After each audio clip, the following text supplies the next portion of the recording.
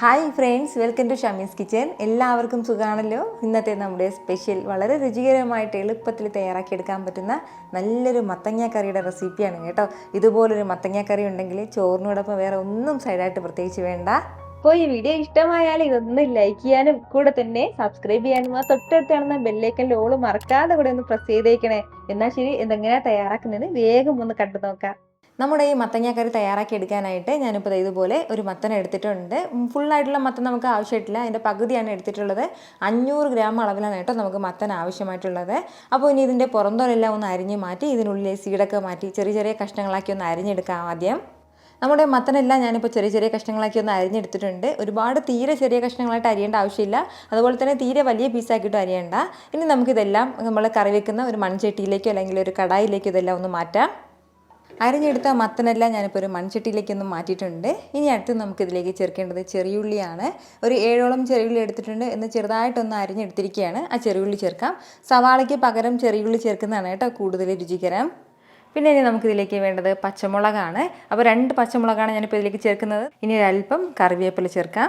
ഇനി ഒരു 1/4 ടീസ്പൂൺ അളവിൽ മഞ്ഞൾപ്പൊടിയും കൂടി, ആവശ്യമായിട്ടുള്ള ഉപ്പും കൂടി ഈ ഒരു സമയം ചേർക്കാവുന്നതാണ്. ഇനി 1 കപ്പ് അളവിൽ വെള്ളം കൂടി ചേർക്കാം. ഒരുപാട് വെള്ളത്തിൻ്റെ ആവശ്യമില്ല, 1 കപ്പ് മതിയാവും.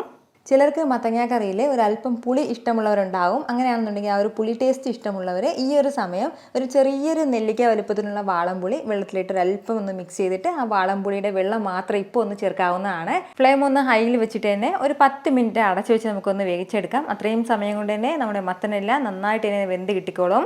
ഇതിപ്പോൾ ഇങ്ങനെ ഒന്ന് തിളയ്ക്കാൻ തുടങ്ങിയിട്ട് ഏകദേശം ഒരു 10 മിനിറ്റോളം ആയിട്ടുണ്ട്. അത്രയും സമയം കൊണ്ട് തന്നെ നല്ല സോഫ്റ്റായിട്ട് നമ്മുടെ മത്തനെല്ലാം ഒന്ന് വെന്ത് കിട്ടിയിട്ടുണ്ട്. ഇനി ചെറുതായിട്ട് ഇതൊന്ന് ഉടച്ചു കൊടുക്കാം. എല്ലാം നമുക്ക് ഉടച്ചു കൊടുക്കണം എന്നുള്ള ആവശ്യമില്ല, ഒരു 3-4 മാത്രം ഇങ്ങനെ ഇതുപോലെ ഒന്ന് ഉടച്ചു കൊടുക്കാവുന്നതാണ്. അപ്പോഴേക്കും നമ്മൾ ഇതുപോലെ ഇങ്ങനെ ഒന്ന് ഉടച്ചെടുക്കുന്ന സമയത്ത് നമ്മുടെ ആ ഗ്രേവിയിൽ നല്ലൊരു മത്തൻ്റെ ടേസ്റ്റ് ഇറങ്ങും. അതിന് വേണ്ടിയിട്ടാണ് കേട്ടോ. അപ്പോൾ ലൈറ്റായിട്ട് ഇതുപോലെ ഒന്ന് മിക്സ് ചെയ്തൊന്ന് ഉടച്ചെടുത്ത് കഴിഞ്ഞാൽ ഇനി നമുക്കിതിലേക്ക് ചെറിയൊരു തേങ്ങാക്കൂട്ടും കൂടി ചേർക്കാനുണ്ട്. അപ്പോൾ നമ്മുടെ ഈ തേങ്ങാക്കൂട്ടിന് വേണ്ടിയിട്ട് 1/4 കപ്പ് അളവിൽ ചിരകിയ തേങ്ങ ഞാനിപ്പോൾ മിക്സിയുടെ ജാറിലേക്ക് മാറ്റിയിട്ടുണ്ട്. കൂടെ ഒരു 1/2 ടീസ്പൂൺ അളവിൽ ചെറിയ ജീരകം കൂടി. ഇനി ഇത് നന്നായിട്ട് അരയാനും പാകത്തിന് ആവശ്യമായിട്ടുള്ള വെള്ളം കൂടി ചേർക്കാം. ഞാനിപ്പോൾ 1/2 കപ്പ് അളവിൽ വെള്ളം ചേർത്തിട്ടുണ്ട്. നല്ല സ്മൂത്തായിട്ട് ഇനി ഇത് അരച്ചെടുക്കാവുന്നതാണ്.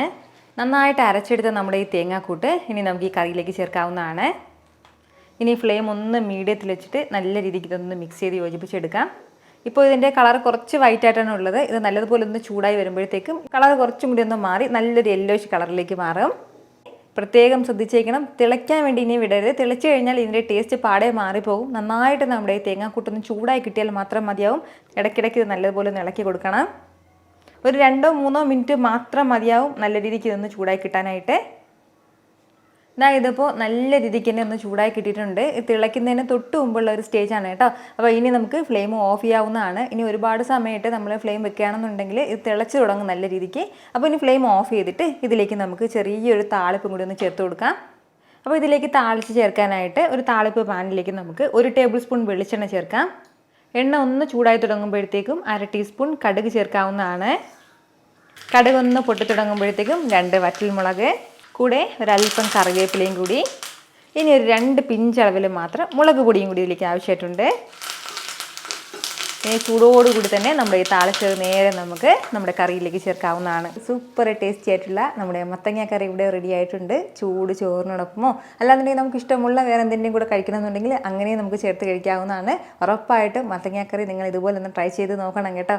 എന്നിട്ട് നിങ്ങളുടെ ഫീഡ്ബാക്ക് എനിക്കൊന്ന് മറക്കാതെ അറിയിച്ചേക്കണം. കാരണം നിങ്ങളുടെ ഫീഡ്ബാക്ക് കാണുമ്പോഴായിരിക്കും അത് മറ്റുള്ളവർക്കും തയ്യാറാക്കി നോക്കണം എന്നുള്ളൊരു പ്രചോദനം ഉണ്ടാകുന്നത്. ഇത്ര എളുപ്പത്തിലും രുചികരമായിട്ടാണല്ലേ നമ്മൾ തയ്യാറാക്കി എടുത്തിട്ടുള്ളത്. അപ്പോൾ ഇത് ഇഷ്ടമായാൽ ഇതൊന്ന് ലൈക്ക് ചെയ്യാനും കൂടെ തന്നെ നിങ്ങളുടെ ഫ്രണ്ട്സിനും ഫാമിലിക്കും എല്ലാവർക്കും ഇതൊന്ന് ഷെയർ കൂടി ചെയ്ത് കൊടുത്തേക്കണം. ഇതുപോലുള്ള റെസിപ്പിക്ക് വേണ്ടിയിട്ട് നമ്മുടെ ഷമീസ് കിച്ചൻ ചാനൽ ഫോളോ ചെയ്യാനും സബ്സ്ക്രൈബ് ചെയ്യാനൊന്നും ആരും മറക്കരുത്.